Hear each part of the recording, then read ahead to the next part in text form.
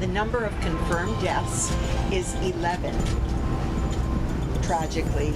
There's definitely a concern with the rain and now the debris and possibly sliding. So, I mean, it's an extremely dangerous situation. Every night I go to sleep thinking, is my building gonna collapse? Like, I don't think anyone should have to go to sleep thinking that. I just cannot imagine the anguish, the torture of seeing the rubble and yet hoping against hope. I'm gonna miss him the rest of my life.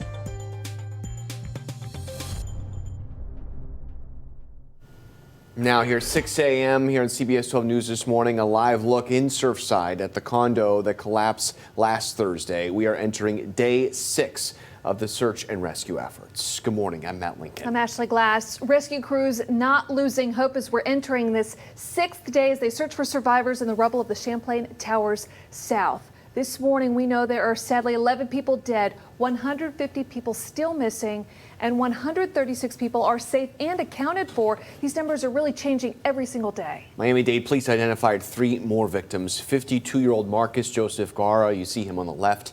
He was living on the 8th floor of the building with his daughters, 11-year-old Lucia and 5-year-old Emma. They are currently unaccounted for. 55-year-old Frank Kleiman in the middle recently got married to Anna Ortiz, who also died in the collapse along with her son Luis. And 50-year-old Michael David Altman on the right. He lived on the 11th floor. Last night, people came together on the beach for a vigil to remember those victims and the people still missing. People held a single rose and a candle as crews worked at that site overnight. Just blocks away, a wall of missing now is also turned into a wall of toys. Firefighters putting toys they find in the rubble at the base of this wall.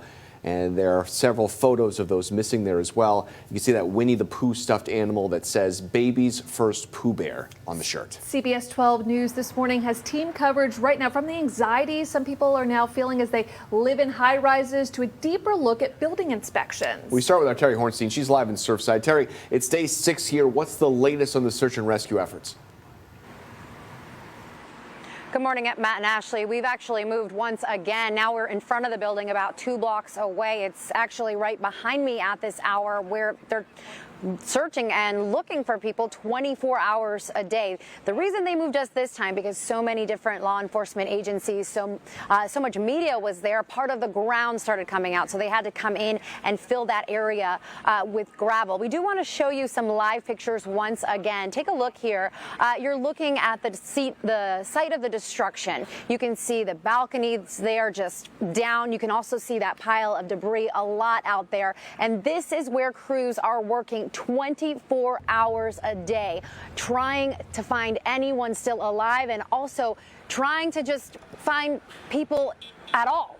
So overnight, new video came in of search and rescue dogs on the scene of the destruction. These pups and their handlers are facing these extremely difficult conditions made worse by the South Florida weather. I can tell you we've already seen a shower here this morning, and the teams, though, they're pressing on, telling us they still are holding out hope despite the rain and massive amounts of debris. There's definitely a concern with the rain and now the debris and possibly sliding. So, I mean, it's an extremely dangerous situation. And it is so dangerous for these crews out here. Yesterday, we learned one of the search and rescue team members tumbled 25 feet down a pile of debris in front of families visiting the site to watch the search firsthand. The good news, we know that rescuer only faced minor injuries. He didn't even want to stop working, and that's what we've heard from a lot of the crews out here this morning through this entire process. A lot of them having to be pulled from the site when their shift ends because they don't want to give up. They don't want to give up that hope. Well, Terry, this is and is going to continue to be a long, painstaking process to identify these victims. What are we learning this morning about how this process works? Yeah, so the way we were told yesterday this process is working is they've taken DNA samples from family members who are staying at a hotel nearby. They are matching those to samples taken from the bodies they're pulling out from this wreckage. They first do a rapid test to try to match these DNA samples to these family members. And then there's a longer process, a more accurate DNA test, because they say they want to make sure they're absolutely sure when they tell these families of these these victims. And also, if they can't get a DNA match, they're taking the family members to the medical examiner's office to identify the body. So just, you can only imagine the agony these families are facing right now. Necessary steps here to find out who these people are. And right now, neighboring cities are questioning their own building inspection protocols as people wonder about the safety of the high rises where they live. It's really important here. Let's go over to right now Sam Kerrigan. She is live for us to give us a little bit more from the live desk. Sam, you've been following sort of all the latest developments about what's going on in Surfside from the live desk. What can you tell us? Yeah, that's right, Matt and Ashley. You know, a lot of people just want answers right now. How did this happen? Could it happen again? So Miami Beach city officials are now asking those tough questions in hopes of preventing another tragedy. They're now calling for reviews of every building in their city currently up for 40-year recertification. They're also discussing whether inspections should happen even sooner in the future. And building experts are hoping they'll turn to them for help when it comes to making these decisions. One local contractor says his company bid to repair the Champlain Towers numerous times over the last decade. His team even walked through those high rises back in 2018. He says they noticed some structural problems, but nothing that would be potentially catastrophic. He is now hoping this tragedy will inspire condo associations to be more proactive about inspections and repairs in the future. I think that the notion of an association pretty much kicking the can down the road when they have an improvement project, time is of the essence will be the point for a lot of these associations to say, hey, we need to make these repairs now. If you let these repairs go unmanaged or untreated, the corrosion will spread and it'll go spread through the structure, which will cause additional areas to need repair. Right now, over 500 buildings in Miami Beach are up for 40-year recertification, and officials say about 130 have already been inspected. Coming up in about 30 minutes, I'll tell you what local leaders are saying about building inspections here in our area following the tragedy in Surfside. All right, Sam, we'll get back to you on that. And some condo owners, too, right here in Palm Beach County are going to their own building managers asking about the safety of their own homes. That's a big question right now. Of course, CBS 12 News speaking to one person who lives in a high-rise on Singer Island that she and her husband bought back in the 70s. So that's a building much older than the Champlain Towers South that collapsed. Jackie Kendall says her building is managed by a resident elected by other residents. She thinks that's huge, plays a huge role in keeping building issues transparent and getting them fixed quickly. I think if you have outside management, we don't have. It's inside accountability constantly. My husband's like, Jackie, you know that huge fee we just paid? That's for the maintenance. Kendall doesn't know the exact date when her building was last inspected, but on Singer Island, there's not a single condo association.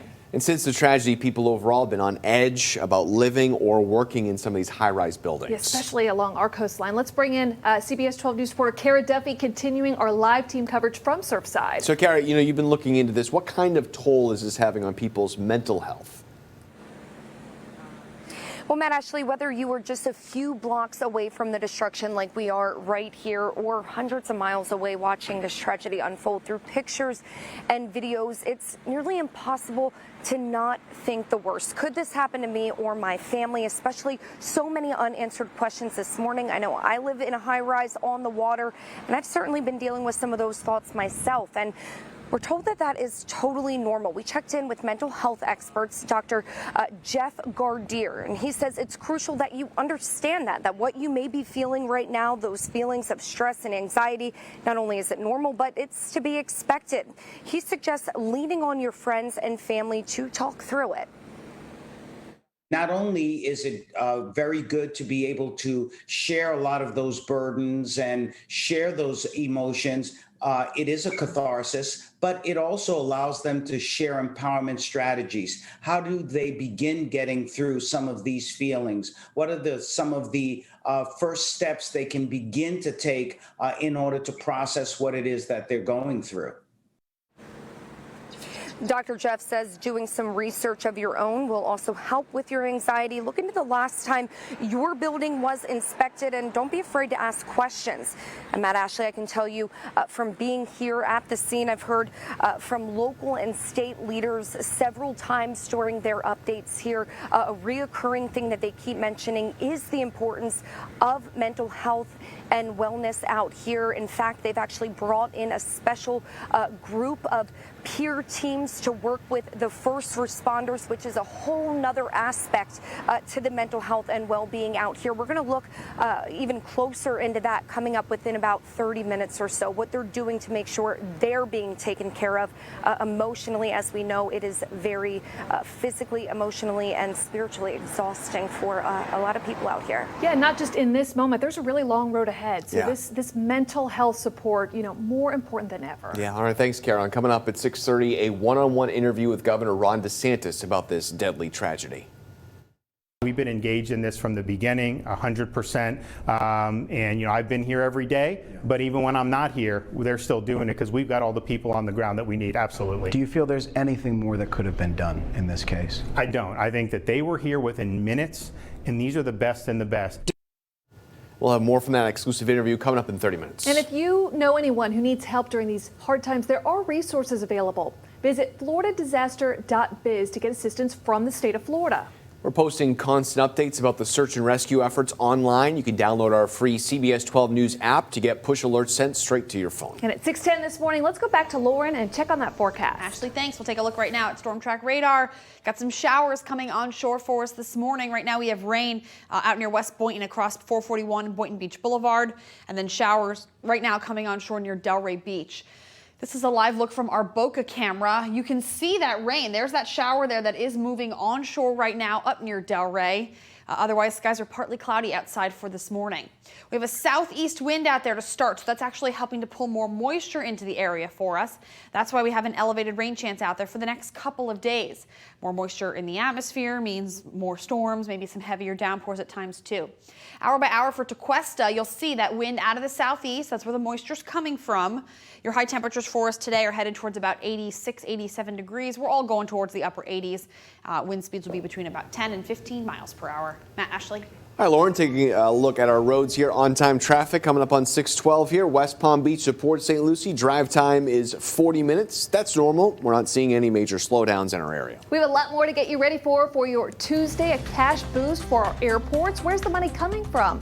And is it enough to make up for the $19 million shortfall the international hub at PBIA lost in the pandemic? That's ahead. Plus several items tax-free just in time for the long 4th of July weekend. Everything you can buy that will save you some extra bucks. That story's coming up in just 5 minutes.